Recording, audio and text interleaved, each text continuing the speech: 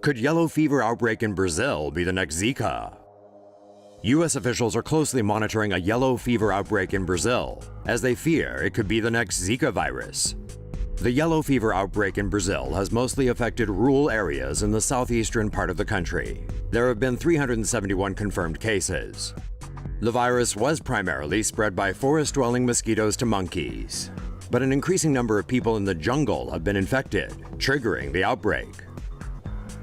There is concern that some of the infected people will travel to urban areas and spread the virus to city-dwelling Aedes aegypti mosquitoes, which are the same species that transmit the Zika virus. The mosquitoes could then start spreading the disease in urban areas. The fatality rate for the outbreak of yellow fever is 33% for confirmed cases and 11% for suspected cases. The disease cannot be cured, but there is a highly effective vaccine for the virus. Say no to safe spaces on YouTube. Support Tomo News at patreon.com/TomoNews. Here's a recap on what Zika can do to your body and how to protect yourself from it.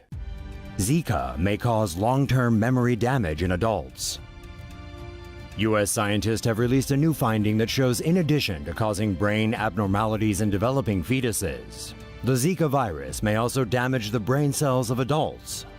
Human brains are comprised entirely of neural progenital cells, which become fully formed neurons after people enter adulthood.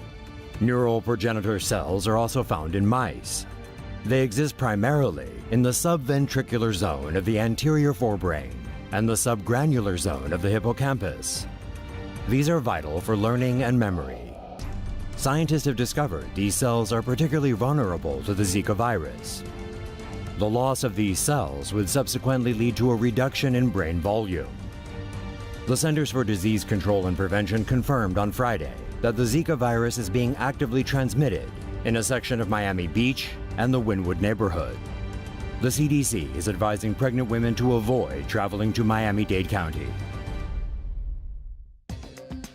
How the Zika virus infects the placenta. Researchers claim they have discovered why the Zika virus infects unborn children via their mother's placenta. The placenta usually sustains the fetus, providing nourishment and defending it against infections. However, in the case of the Zika virus, a new study has found that the placenta appears to enhance the disease's growth. Emory University researchers found that the Zika virus infects immune cells in the placenta and replicates without killing the host cell. From there, the virus travels deeper inside the fetus, eventually infecting the unborn child. What's your take? Do you think this discovery is going to help us combat the virus, or is all already lost? New evidence links Zika virus to brain and spinal cord infections. A link between the Zika virus and neurological disorders deepens as scientists have found cases of microcephaly and Guillain-Barré syndrome may be the most obvious diseases caused by the virus. Microcephaly has many potential causes, including infections, viruses, toxins, or unknown genetic factors. Infants with microcephaly are born with abnormally small brains and skulls. In the most serious cases, the birth defect can cause the early death of a child or even the death of the baby while still in the womb. Even if babies survive, they will be intellectually and physically handicapped, or in the best cases, they will suffer psychomotor impairments. Another neurological disorder commonly linked with the Zika virus is Guillain-Barré syndrome, which is when the body's immune system destroys the myelin sheath that surrounds the axons of peripheral nerves. The first symptoms of the syndrome include weakness or abnormal sensations in the legs, which gradually spread to the arms and upper body and eventually lead to breathing difficulties. After observing the virus replicating in brain tissues of aborted and stillborn fetuses, scientists now suspect the Zika virus can act directly on nerve cells. Researchers also believe the virus may attack nerve cells directly in adults. Newly discovered brain and spinal cord infections in those exposed to the Zika virus include meningitis, encephalitis, and myelitis. Such infections were all caused by direct attacks on nerve cells. The disorder suspected of being caused by the Zika virus has prompted more urgent measures to develop a vaccine to shield people from the disease. Say no to safe spaces on YouTube. Support Tomo News at patreon.com/TomoNews. 6 ways to protect yourself from Zika.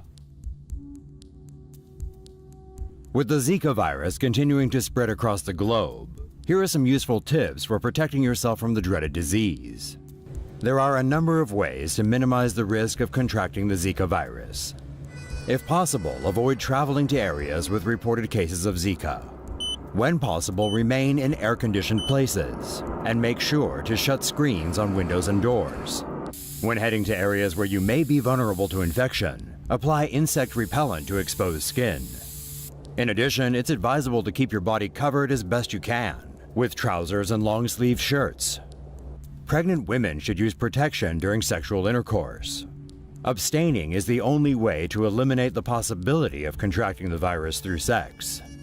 Lastly, when going to bed, use mosquito nets to protect yourself from infected mosquitoes while sleeping.